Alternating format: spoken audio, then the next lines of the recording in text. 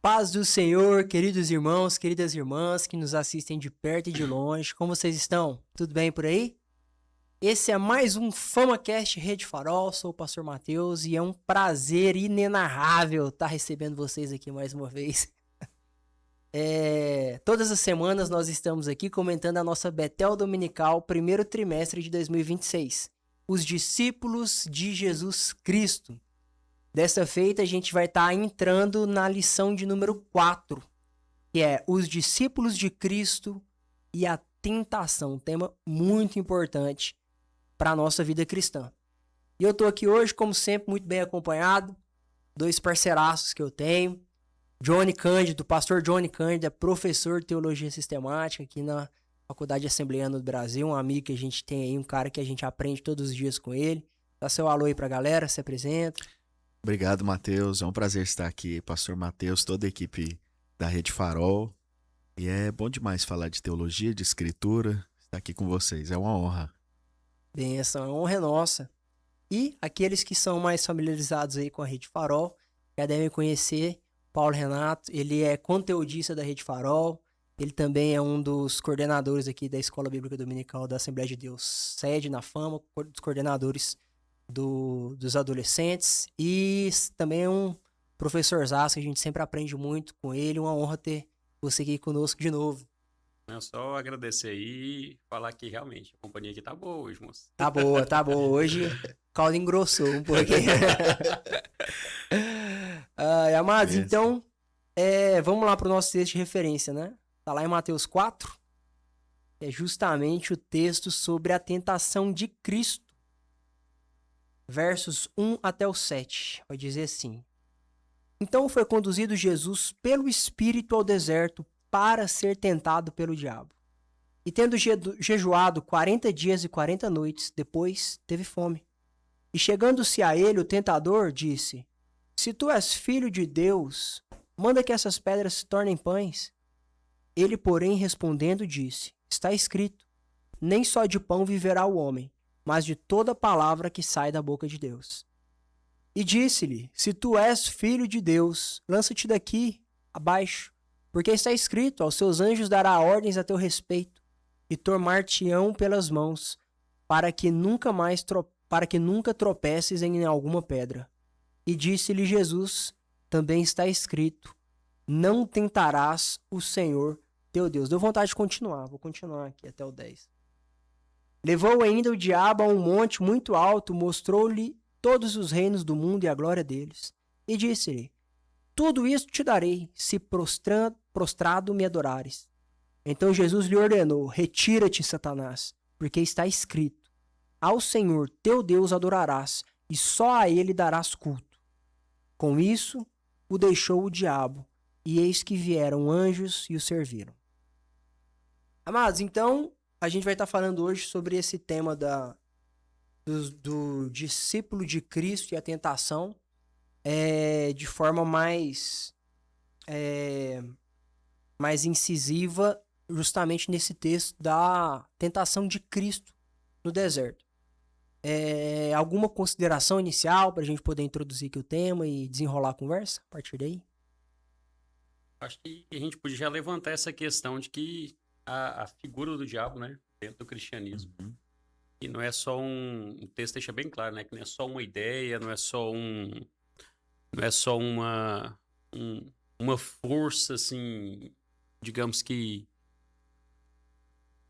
impessoal, né? Não, é um ser mesmo, maligno, não é um negócio que existe. Metafísico. Não é só alguma coisa assim, mas ele é um ser mesmo, maligno, que atua e que opera dentro do nosso universo, né? Sim. O C.S. Lewis, inclusive, fala sobre isso, né? O C.S. Lewis, ele escreveu um livro chamado Cartas de um Diabo ao Seu Aprendiz. É o Vermelindo e o Mal Danado. Ele vai dando nomes, né? E esses nomes vão pessoalizando os demônios, né? Uhum. É interessante como o cristianismo trabalha nessa lógica. Nas narrativas cristãs não tem nada impessoal. A gente está dentro de um universo todo pessoal, totalmente personalizado, né? E Uhum. esses seres são pessoais. Eles confrontam pessoalmente, né? Esses termos já existiam em outras culturas, né? Como os gregos Uhum. usavam a ideia do daimonia, É o daimon. o daimon. Mas isso aí é muito diferente no cristianismo, porque aí sim nós temos toda uma questão revestida de pecado original, queda, a natureza humana caída, sendo tentada pelo diabo. É tudo isso que está envolvido na tentação do Senhor, né? Sim. Uma questão interessante também, Mateus, é essa questão do deserto em si também, né? A geografia simbólica, que isso aqui tudo está envolvido. Para quem está vendo a lição, talvez repara a recorrência com que o Jordão aparece nas escrituras. Uhum. E esse deserto aqui que a gente está falando é especificamente um deserto que, até onde a gente pode rastrear, seria o deserto da Judéia. Uhum. Então ele ficaria em algumas regiões que a gente chamaria de Cisjordânia hoje.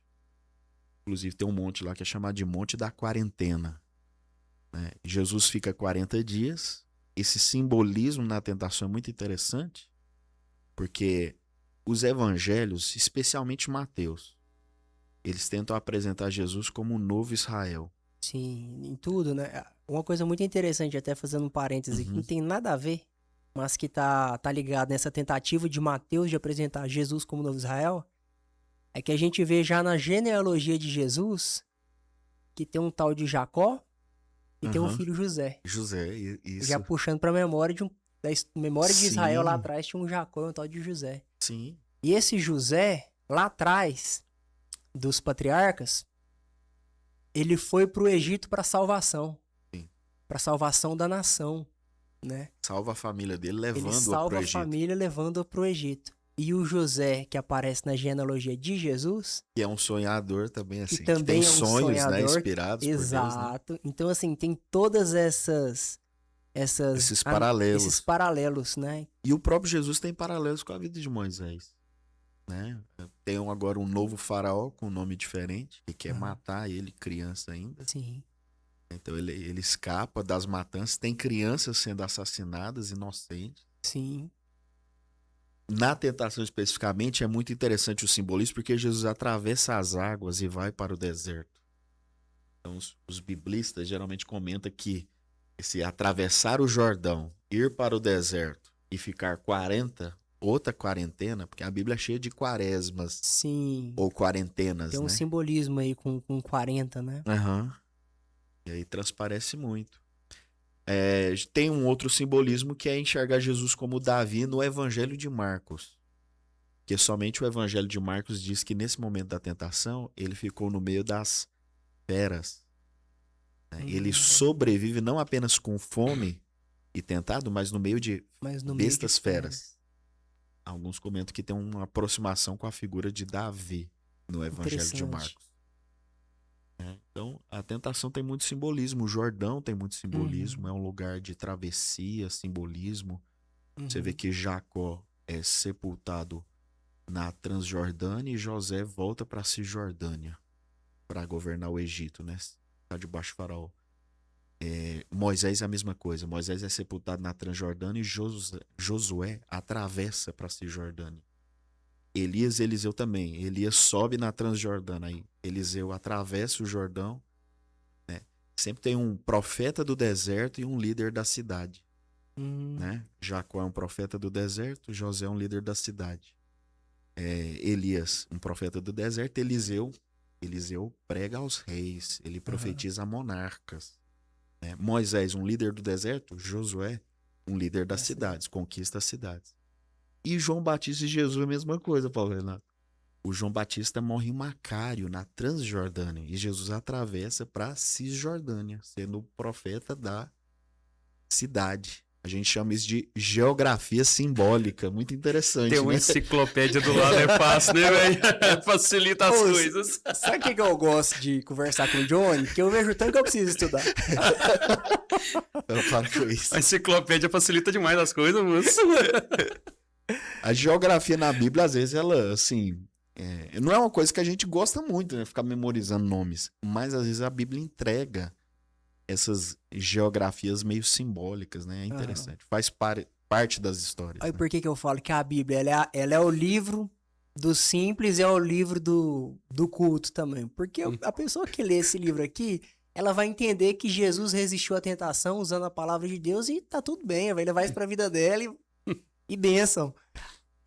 Mas se você cavar, cara, é um Tem buraco sem camadas aqui fundo. também. Tem camadas e né? camadas, né? Que bênção, então.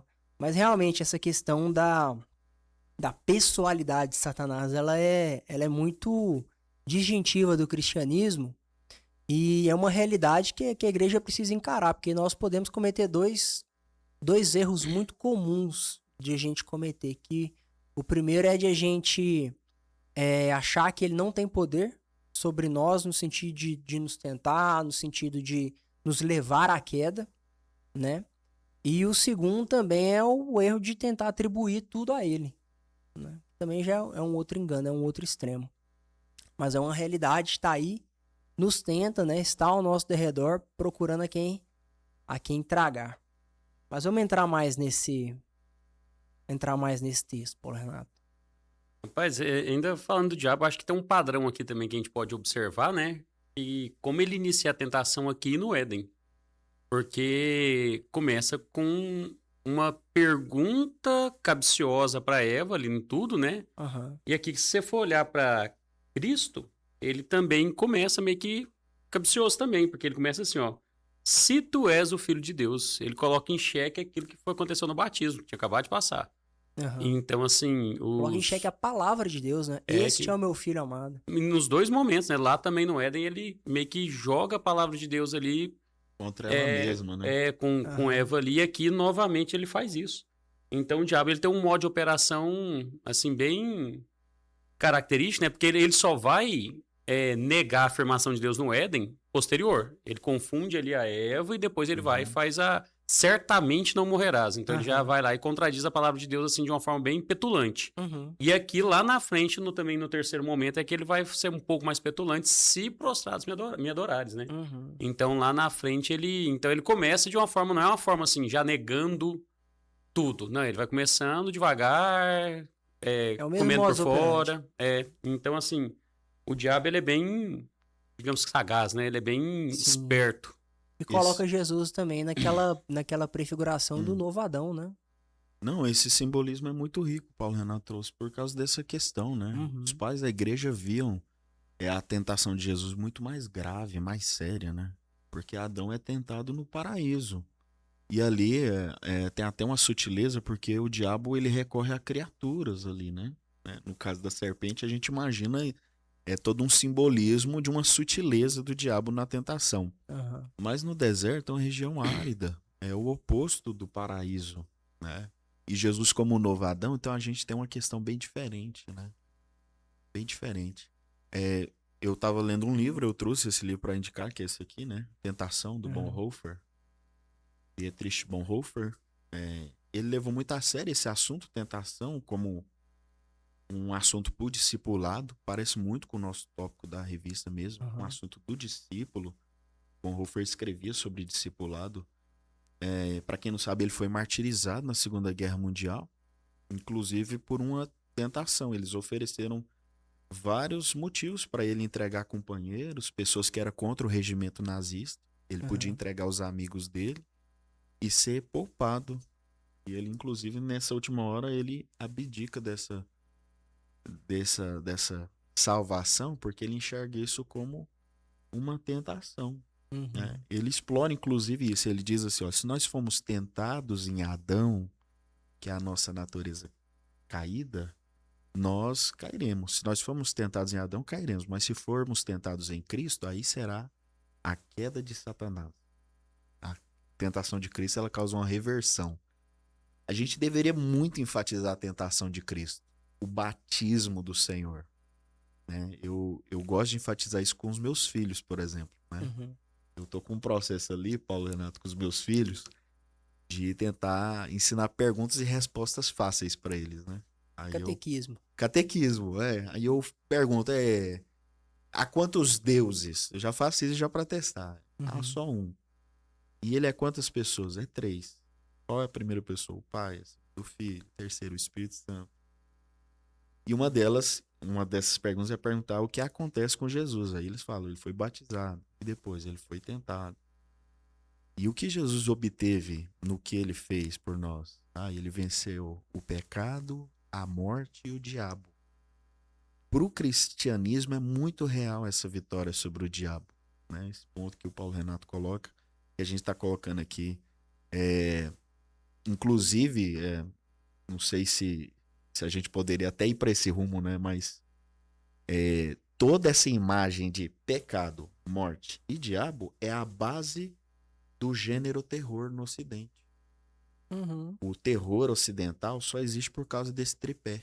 Uhum. Sem isso aqui não tem uma cosmovisão de terror, uma questão de terror. Verdade. Os filmes de terror são inspirados nisso. Não estou dizendo que todos são recomendados ou são acríticos, né? Uhum. Mas que o cristianismo empresta para o Ocidente todo esse gênero, porque a nossa vida é uma tentação, é um envolvido nesse tripé, né? Sim.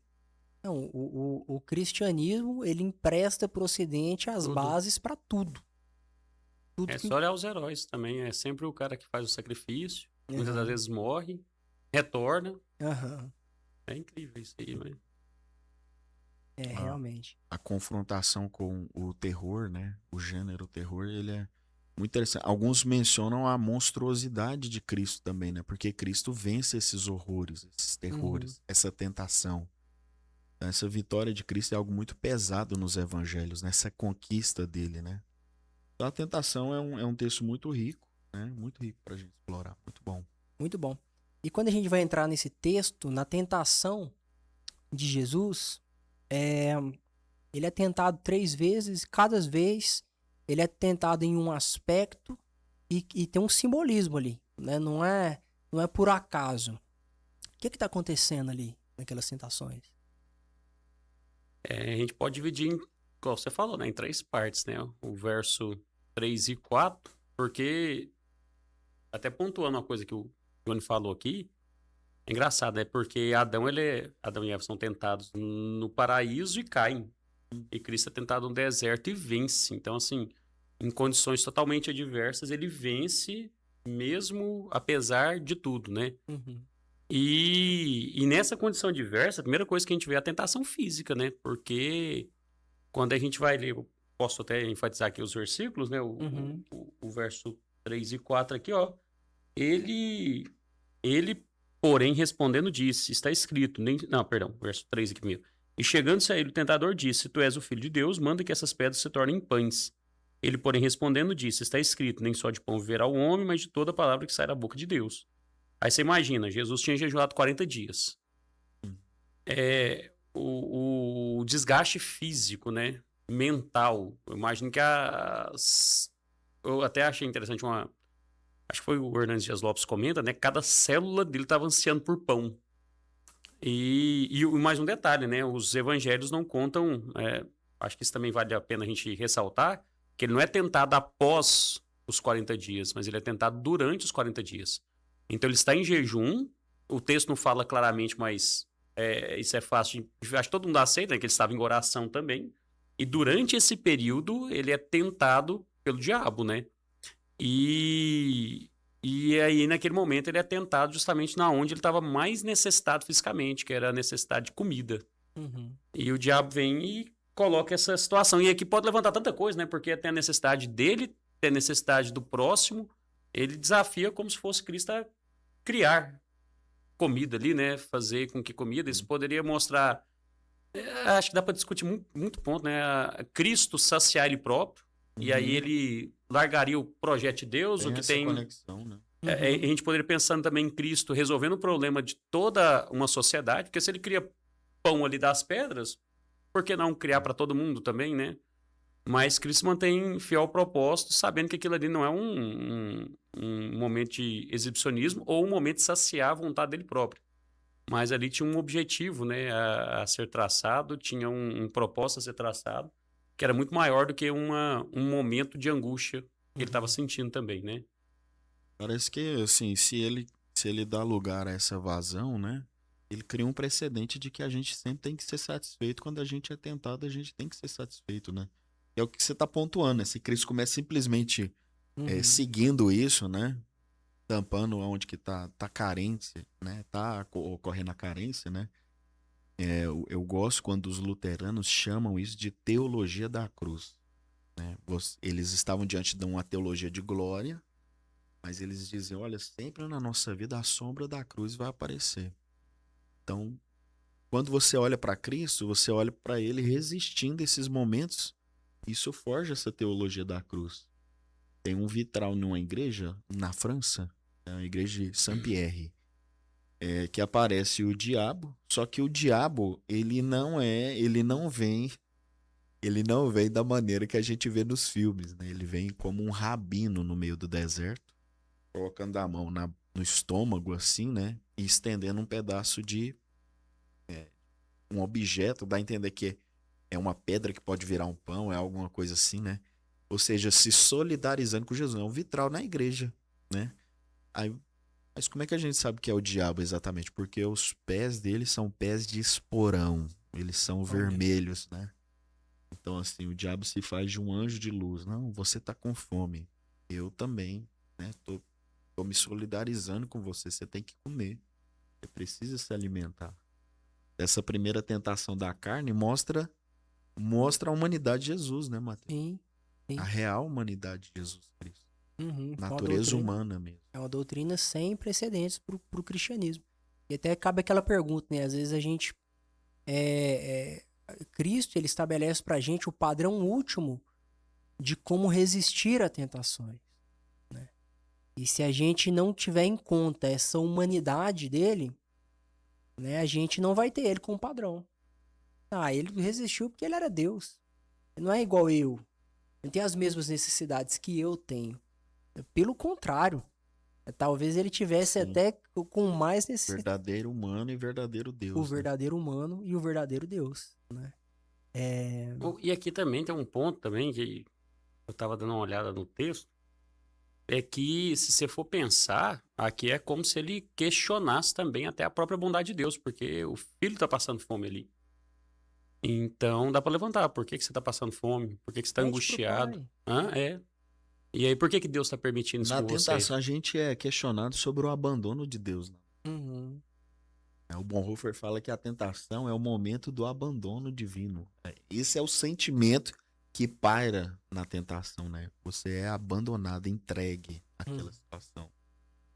Então, esse questionamento do diabo faz um coro à situação, né?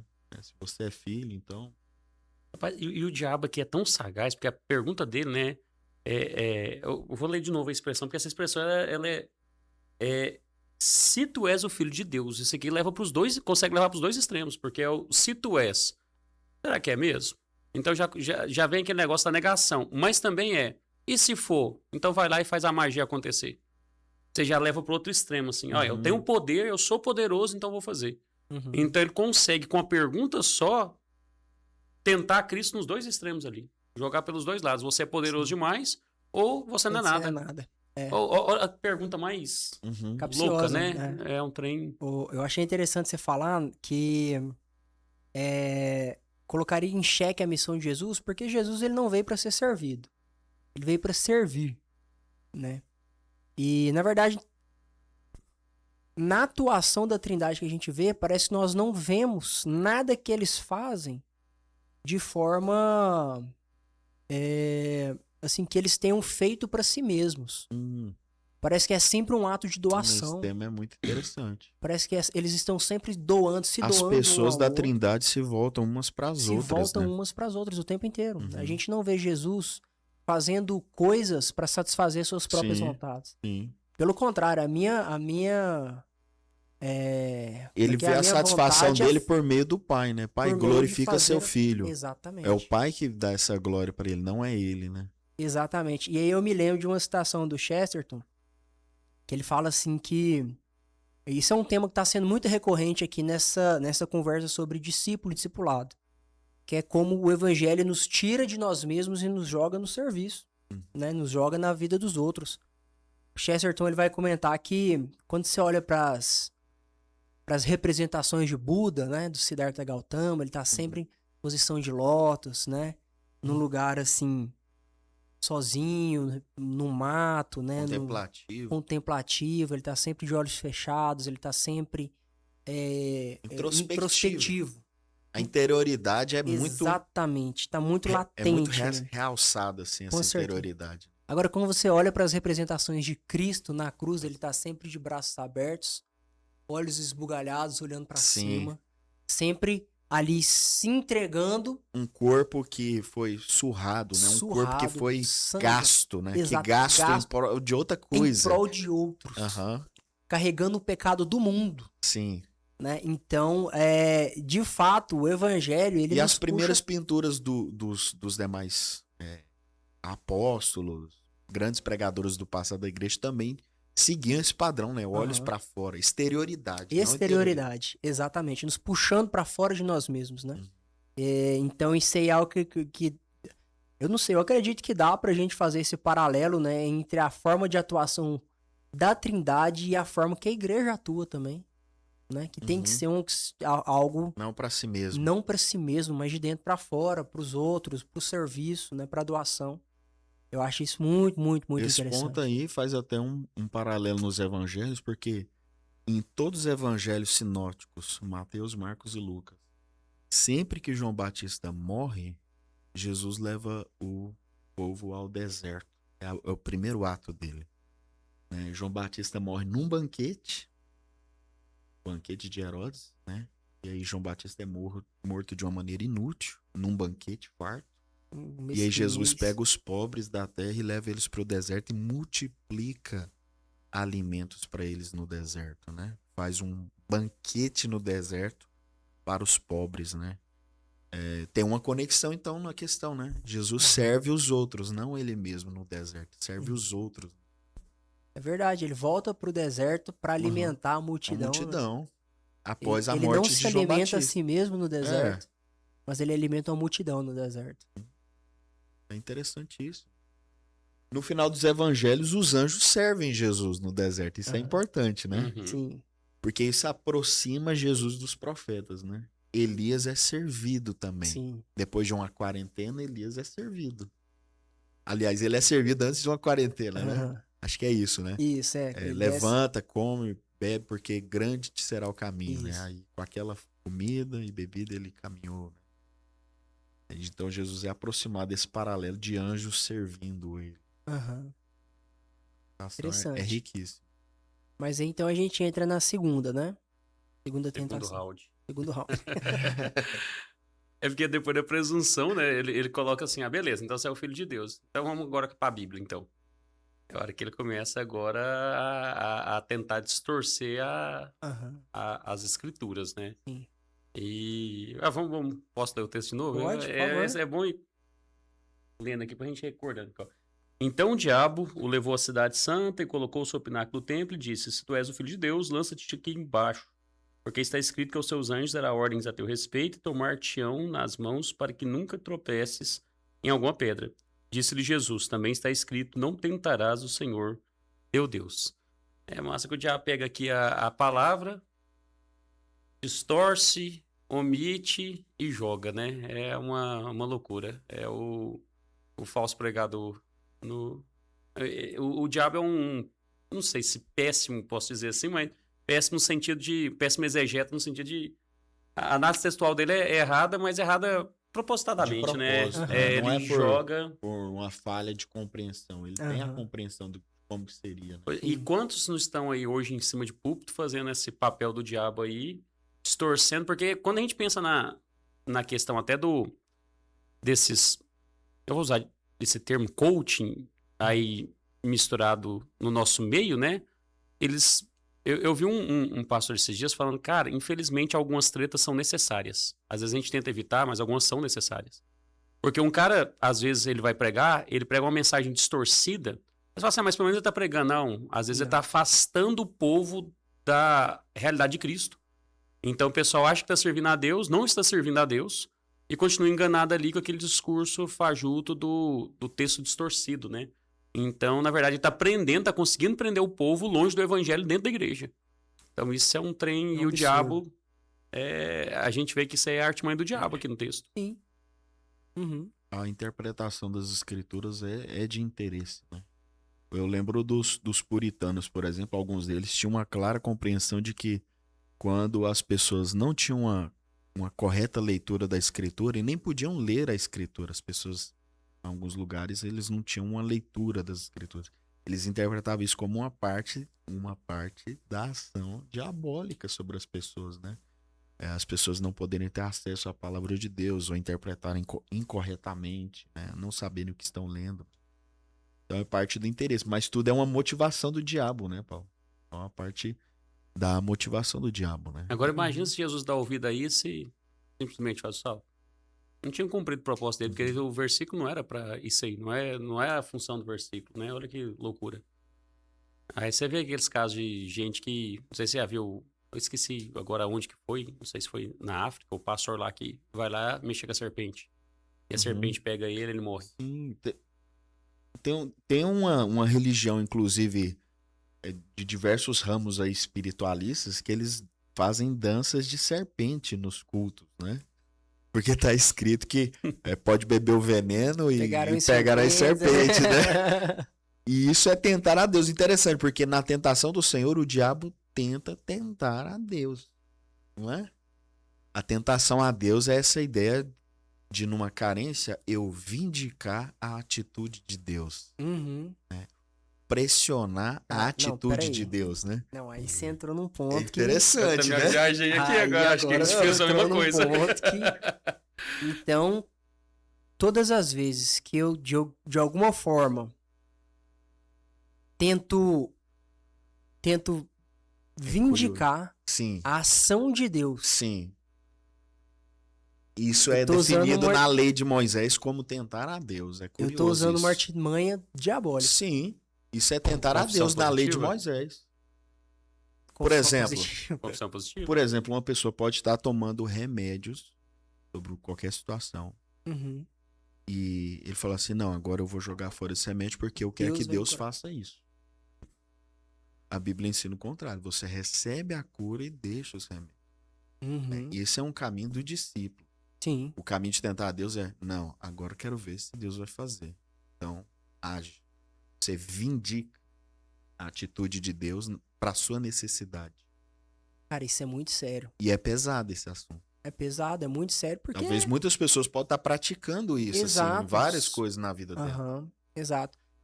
Eu creio que muito desse evangelicalismo que se popularizou no Brasil tem esse tipo de prática. Às vezes a gente chama de triunfalismo. Exato. Movimento de conquista. Faz que Deus vai fazer. Deus tem que te servir. Eu lembro de uma vez, eu estacionando meu carro, eu parei atrás de um carro e tava escrito a frase assim, ó. Eu sirvo a Deus e Deus me serve. Eu desci, eu perguntei pra pessoa, eu fiquei assim, tão irado, né? Eu não podia ter ficado assim, mas eu fiquei irado com a frase. Eu perguntei pra alguém, quem é o dono desse carro? Aí, não sei. Porque bateu em você? Não. Quer dizer, ele bateu em mim. Bateu. Eu fiquei assim, olha que frase, né? Iguala Deus ao nível humano. É isso que a tentação a Deus faz. Rebaixa Deus à criatura. Eu necessito, você tem que fazer também. Você tá no mesmo nível. Isso é muito sério, cara. Isso é muito sério. Isso é muito sério. E ter essa compreensão, então, é algo assim... Esse texto, ele precisa ser extremamente estudado, então, entendido pelas nossas lideranças, então. Porque muitas vezes... Preventivo, essa atitude... Não, e muitas vezes essa atitude das pessoas parte da própria liderança. Porque a própria liderança foi treinada ou então aprendeu numa teologia errada. Atos de vindicação, né? Vamos encorajar. Exatamente. Isso dentro do evangelicalismo brasileiro é muito comum, cara. Eu passei, né? Eu dei uma andada aí pra alguns lugares. E eu vi isso muito acontecendo. É amplamente praticado. Principalmente dentro das neopentecostais da vida aí. Principalmente. Muito. Acontece demais. Você faz provas, testes, né? Provas. Comprovações. Né? Deus cai numa máquina de comprovação. Né? Isso tudo é quebrar a lei de Moisés. Jesus é um judeu, ele é o Messias, ele é o Filho de Deus encarnado, mas ele é um judeu. que compreende a lei de Moisés. Ele está interpretando a lei de Moisés para nós nessa tentação, né? Ensinando como interpretar a lei. Os judeus que iam se converter ao cristianismo e ler isso, iam perceber que Jesus tem uma interpretação exata da lei de Deus, né? De Moisés. Essa parte da tentação a Deus é importante. Importantíssimo. Vamos seguir então para o round 3? Round 3, o round final. O nocaute. E aí nós teríamos a tentação política, né? A questão da ambição. Acho que finaliza ali. Eu vou ler também o trecho aqui para reforçar. Novamente levou o diabo a um monte muito alto e mostrou-lhe todos os reinos do mundo e a glória deles. E disse-lhe, tudo isso te darei se prostrado me adorares. Então disse-lhe Jesus, vai-te, Satanás, porque está escrito, ao Senhor teu Deus adorarás e só a ele servirás. A mudança de foco aqui, né? Porque, então você está envolvido. Imagina assim, né, a sequência, né? Você está envolvido com o reino de Deus, mas e se eu te oferecesse agora o reino do mundo? Se eu te oferecesse tudo aqui? E é engraçado que, até achei também engraçada a expressão engraçada assim, né? A expressão que eu vi, o cara fala, o diabo é um estelionatário. Ele oferece aquilo que realmente não é dele. Ele oferece aquilo que ele não tem. Então, ele não tem autoridade sobre as coisas. Não é, pelo contrário, ele está escondendo o fato de ele já ter sido vencido e derrotado por Cristo. Já tá escrito, já está decretado, já desde a eternidade. Então, assim, ele vai pegar e oferecer para Cristo agora o reino. A criação, tudo, né? É uma mudança de foco agora. Ele vai desviar o foco do reino de Deus para o reino da terra. E quantas vezes nós também não somos oferecidos a isso? A gente tem um foco na obra, no evangelho, e de repente a gente se vê envolvido em infinitas outras coisas, conquistando infinitas outras coisas, e o reino de Deus é deixado de lado e a nossa vida já não faz mais sentido algum, né? Com certeza. Se a gente for olhar bem, eu acho que eu vi, foi até uma postagem esses dias em algum Instagram, alguma coisa, né? O cara comentando o seguinte, rapaz, se o meu filho conquistar uma vaga em Harvard e não conquistar uma vaga no reino de Deus, eu vou ter sido um pai muito miserável. Eu vou ter falhado como pai, né? Então, o diabo tenta fazer isso, essa mudança de foco, né? De foco. Esse ponto que você coloca E também... rapidinho, ele ainda vem aquele ponto petulante, né? Eu vou te dar, se prostrados você me adorar, o tanto que ele é... Então, tenta colocar o Criador para adorar a criatura, né? A tentação mais absurda que existe. Esse ponto que você levantou, Paulo, é até muito interessante da questão dele oferecer algo, assim, a criação como dele, né? A gente sabe que algumas seitas fazem isso exatamente, assim. Por exemplo, um testemunho de Jeová pode bater na sua porta e dizer que o mundo jaz do maligno, então... É uma visão meio diferente da gente, né? Eles têm uma compreensão de mundo como a criação totalmente pertencendo a Satanás.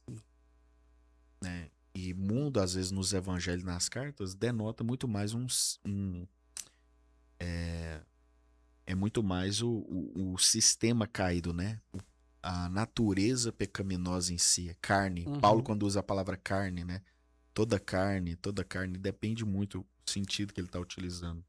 Mas eu gostei do Paulo Renato colocando esse assunto, né? Assim, o diabo tenta oferecer as coisas a Cristo, né? Tenta oferecer a criação, o reino, todas as coisas a Cristo. Mas vê se faz sentido esse link aqui. Desde a expulsão do Éden, a gente vê o estabelecimento de duas cidades, né? Cidade de Deus e cidade dos homens. A gente vê muito claramente a cidade de Deus começando ali com Caim, a instituição da primeira cidade, Enoque. Esse tema das cidades, ele vai ficar cada vez mais forte, como se ligado aos inimigos assim da cidade de Deus. E a gente vê que com Sete, Amaleque, a primeira das nações mencionada em Gênesis 10, é um inimigo perpétuo de Deus. Deus jura guerra contra essa nação. Exato. Aí a gente vê Babel surgindo na história. E a gente vê que a cidade de Deus habitava em tendas, né? Então, até quando o povo volta do Egito, né? Que a gente vê que não era a vontade de Deus que eles tivessem um rei sobre eles, como as outras nações o tinham. né? Parece que a vontade de Deus é que eles continuassem sendo aquela nação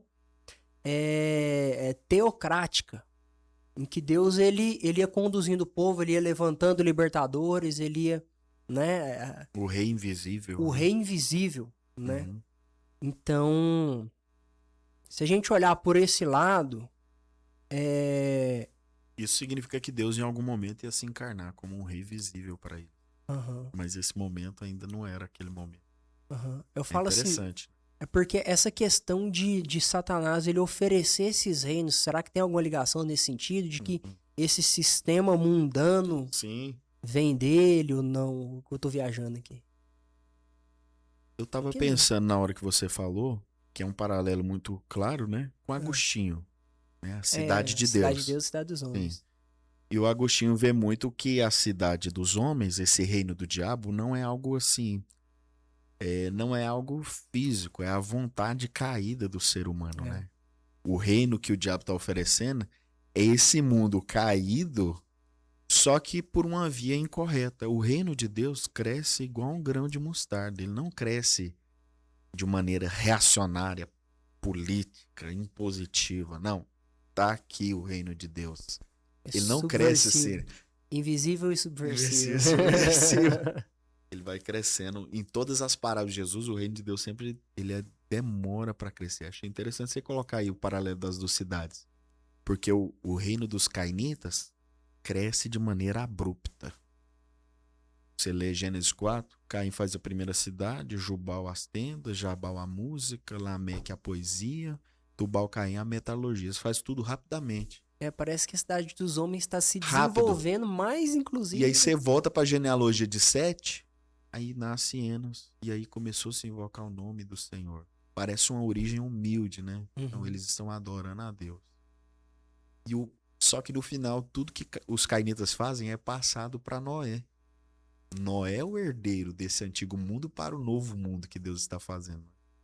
Então, assim, esse é o paralelo bíblico das duas cidades, né? Uhum. Parece então que a tentação do diabo, eu diria, né? Meu ponto de vista, né? Parece que a tentação do diabo é nesse sentido, né?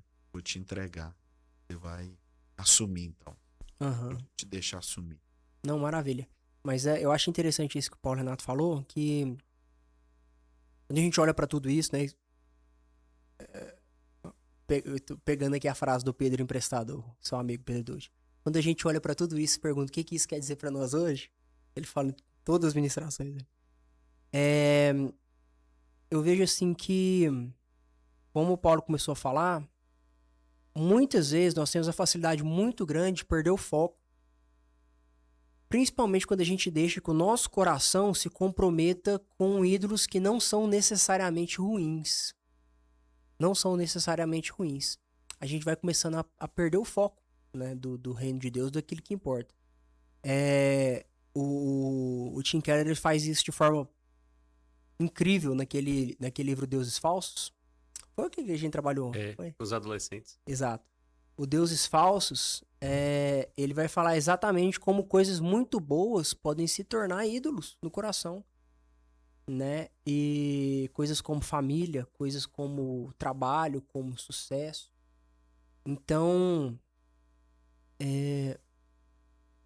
eu penso assim que a gente precisa vigiar o nosso coração para que a gente não caia nessa tentação de fazer com que coisas que não são necessariamente más tomem um lugar para que a gente não se proste, né, como o diabo faz. Porque eu creio que todas as vezes que a gente faz isso, a gente está se prostrando para adorar outro ídolo, para adorar um ídolo. Quando a gente deixa que essas coisas sejam um padrão último para nossa felicidade, para dar direção, razão e sentido nas nossas vidas. Porque o ser humano é o único animal que precisa de razão, direção e sentido para viver, senão a existência seria insuportável. Ela seria insuportável. Só que essa razão, direção e sentido, ela tem uma via única, que é em Cristo. Todas as vezes que a gente puxa outras coisas para sentar nesse trono, no coração nós estamos criando um ídolo. Então acho que nós precisamos vigiar mesmo e orar para que a gente não caia, né, nessa tentação. Amados, considerações finais? Eu queria pontuar só duas coisas aqui, porque o texto ainda termina, né, falando uma coisa que eu acho que é interessante. Em Mateus não, acho que é em Lucas que ele fala, né? Aqui fala, então o diabo deixou, mas eu não sei se é em Lucas que fala, ou Marcos, que o diabo ia procurar um outro momento para fazer a tentação. Tem isso mesmo. Tem isso mesmo. E, então, assim, não é um trem que foi definitivo e não foi uma única vez. Outra coisa, Cristo sai do batismo e de ouvir a alegria do Pai para a tentação. Então, logo após um momento de glória, um momento bom, a tentação chegou. E essa tentação ainda chega no momento de jejum, no momento de oração, no momento de consagração de vida. E Cristo vence ela como? Esse momento? No jejum, na oração, cheio do Espírito Santo que ele estava. E eu achei também legal, um irmão que eu estava olhando o texto, ele pontuou, inclusive eu acho que também foi o Hernandes. Só fazer um parênteses. O que você citou foi Lucas 4, verso 13, ele vai falar assim: passadas que foram as tentações de toda sorte, apartou-se dele o diabo até momento oportuno. Então ele retornar em outras tentações, em outros momentos, igual com Pedro, Judas, então ele vai... E aí uma coisa que eu achei legal que o Hernandes tinha pontuado nos comentários dele, foi que quando o diabo cita, né, a Bíblia, Cristo vai responder, mas também está escrito. Então sempre o está escrito, ele deve ser acompanhado do também está escrito. Então, uma frase solta, ela não pode estar simplesmente solta, ela pode estar distorcida. Então, o cristão tem que ter domínio das escrituras. Aquele princípio, né? A Bíblia interpreta a si mesma. Isso, um texto conectado a outro. Então, o Cristo vai vencer a tentação como? O jejum, coração, sendo cheio do Espírito Santo e fundamentado na palavra. Maravilha. O tripé do discípulo, né? Não pode faltar. São as disciplinas espirituais mais básicas, mas que são vitais para a vida de um cristão, que é a oração, o jejum e a leitura da palavra, a meditação na palavra, né? Isso não pode faltar em momento nenhum. Disciplinas espirituais. São as disciplinas espirituais. E aí, considerações finais? Gratidão estar aqui com você, com o Paulo. Sempre uma benção. É que esse assunto nos inspire mais, né? O batismo, como Paulo enfatizou tantas vezes, né? É o fundamento da nossa filiação. Às vezes a gente poderia enfatizar um pouco mais o batismo, né? Porque ele é esse rito de passagem cristão. Sim. E no batismo, todos nós escutamos essa voz: tu és o meu filho, né? Deus te recebe como filho no batismo. Isso era algo que os pais da igreja enfatizavam. Isso é algo que os teólogos medievais da Reforma enfatizavam. Lutero dizia, né? E todo cristão, né, ao ser tentado, né, todos os dias, ele se agarre ao seu batismo novamente. Então, simples, né? Mas parece que para Lutero, Cristo deixou isso. A palavra, o batismo e a ceia. Se agarre a isso, então. Né, se agarre ao seu batismo. Ele diz assim, todo cristão diga: sou batizado, estou no reino dos céus. Então, que a gente possa se agarrar. Né? Eu acho até bonito, porque se você olhar a arquitetura das catedrais antigas, ela é toda intencional. Quando você olha para as catedrais mais antigas, a pia batismal, ela fica na porta, na entrada da igreja, que é justamente para simbolizar que a forma de você entrar na igreja é através do batismo. Né? Muito bonito. É bonito mesmo. Amados, então, meu muito obrigado a vocês que separaram um tempo aí do dia para estar investindo aqui na Rede Farol, para estar aqui compartilhando conosco do conhecimento de vocês. Eu tô saindo aqui de cabeça quente. Eu não sei vocês, mas eu tô saindo de cabeça quente aqui. Mas, graças a Deus, particularmente para mim, foi muito edificante essa conversa. E eu espero, meu amado, você que nos acompanhou até o final, do fundo do meu coração, que também tenha sido igualmente edificante para você também, que você possa ter ampliado seus horizontes de conhecimento. É aquela frase que fica aí nos Instagrams da vida, a gente nunca sabe de quem que é, né? Albert Einstein, sei lá o que, mas diz que a mente que se expande a uma ideia original, a uma nova ideia, jamais volta ao tamanho original, né? E eu creio que a palavra de Deus é isso.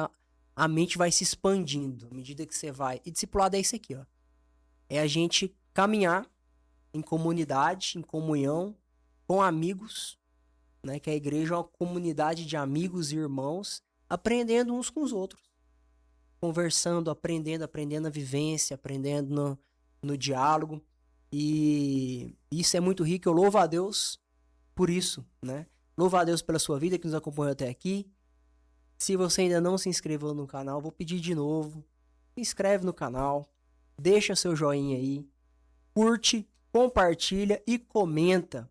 Comenta pra gente saber de onde você é, se você entendeu, se você quer fazer algum ponto, a gente deixou de falar alguma coisa importante, conta pra gente aqui, a gente quer saber, a gente quer te conhecer. E até a próxima lição. Semana que vem a gente vai estar aqui para a lição de número 5. Fiquem com Deus e aquele abraço.